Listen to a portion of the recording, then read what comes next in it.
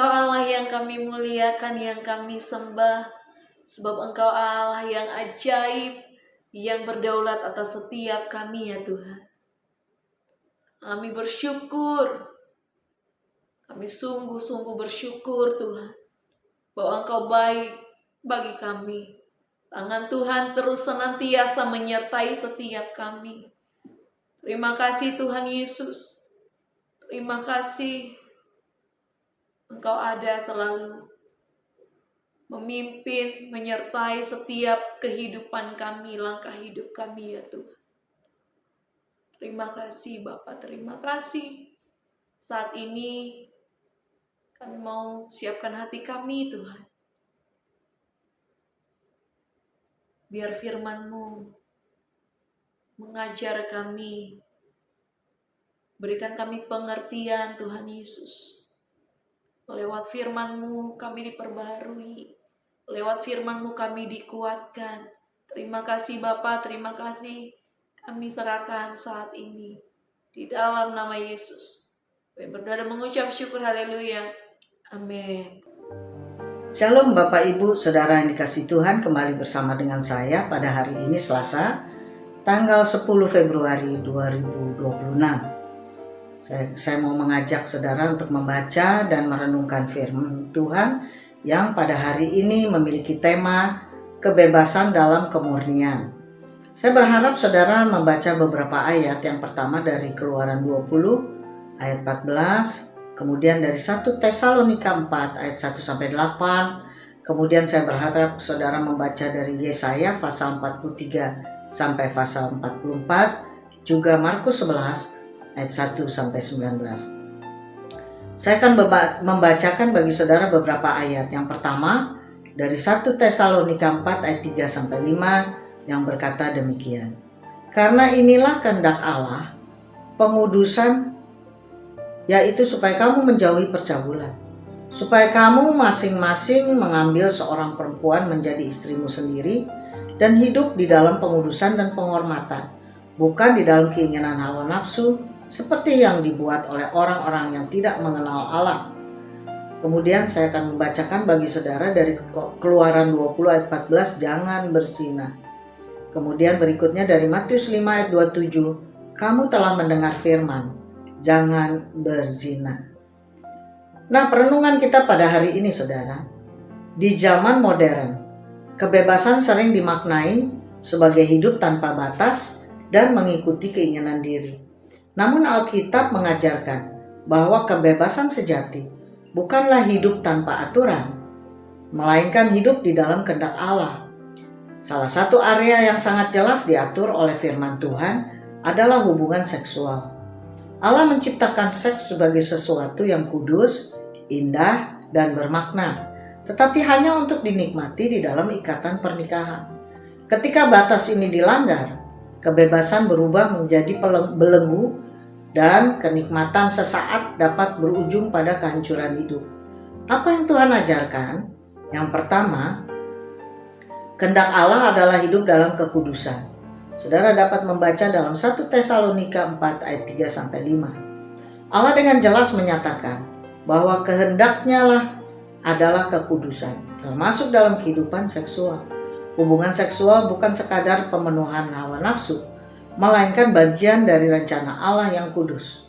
Ketika manusia hidup menurut nafsu, ia kehilangan kendali dan martabatnya. Sebaliknya, kemurnian membawa hormat, damai sejahtera, dan kebebasan sejati. Hal kedua, perintah Allah adalah jangan berzina. Saudara dapat membaca dalam Keluaran 20 ayat 14. Perintah ini bukan untuk membatasi kebahagiaan manusia, tetapi melindungi kehidupan manusia. Zina merusak perjanjian yang kudus antara suami dan istri.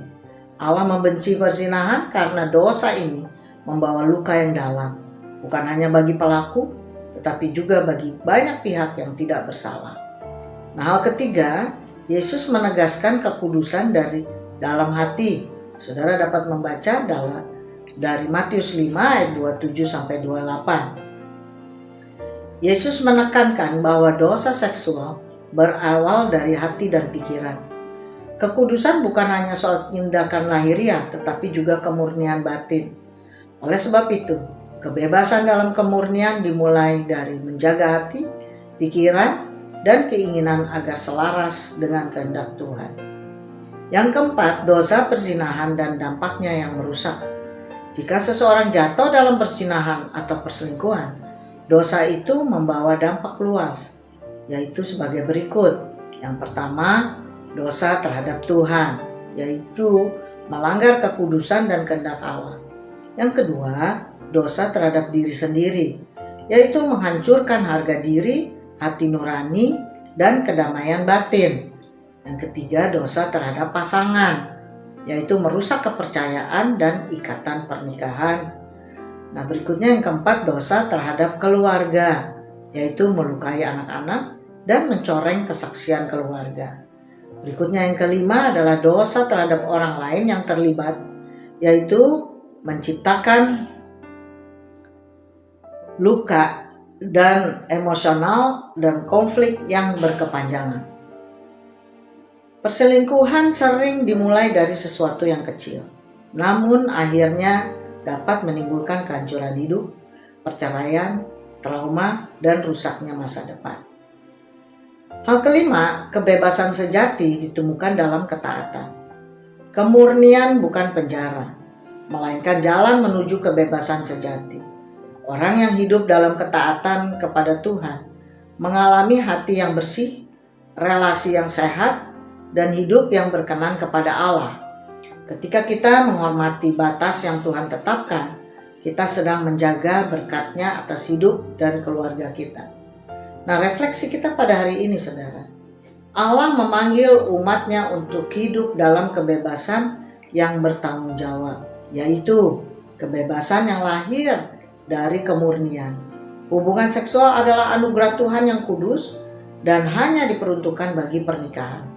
Kita harus menjaga hati, pikiran, dan tubuh kita agar tetap kudus, sehingga hidup kita menjadi kesaksian yang memuliakan Tuhan dan membawa berkat bagi banyak orang.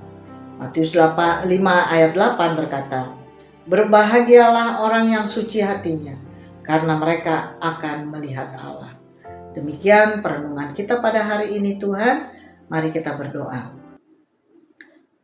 Allah Bapa dalam sorga, dalam nama Tuhan Yesus Kristus, terima kasih buat firman Tuhan dan perenungannya pada hari ini yang memberikan pengetahuan bagi kami bahwa kami harus menjaga kekudusan kami walaupun hidup kami boleh di area bebas.